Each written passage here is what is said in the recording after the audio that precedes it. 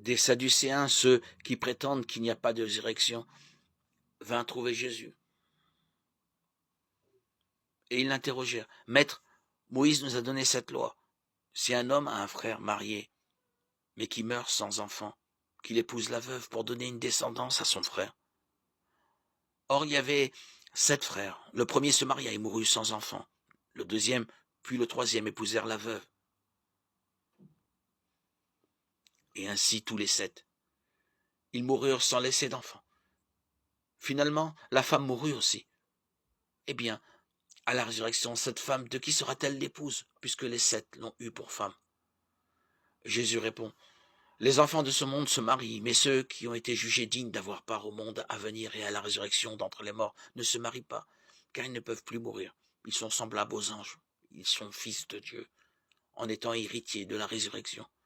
Quant à dire que les morts doivent ressusciter, Moïse lui-même le fait comprendre dans le récit du buisson ardent quand il appelle le Seigneur le Dieu d'Abraham, le Dieu d'Isaac, le Dieu de Jacob.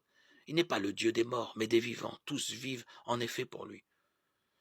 Alors certains scribes prirent la parole pour dire, Maître, tu as bien parlé. Et ils n'osaient plus l'interroger sur quoi que ce soit. Jésus leur dit, comment peut-on dire que le Messie est fils de David? David lui-même écrit dans le livre des psaumes, le Seigneur a dit à mon Seigneur, siège à ma droite, jusqu'à ce que j'aie mis tes ennemis comme un escabeau sous tes pieds. David l'appelle donc Seigneur. Comment peut-il être également son fils? Comme tout le peuple l'écoutait, il dit à ses disciples, méfiez-vous des scribes qui tiennent à sortir en robe solennelle et qui aiment les salutations sur les places publiques, les premiers rangs dans les synagogues et les places d'honneur dans les dîners. Ils dévorent les biens des veuves et affectent de prier longuement. Ils seront d'autant plus sévèrement condamnés.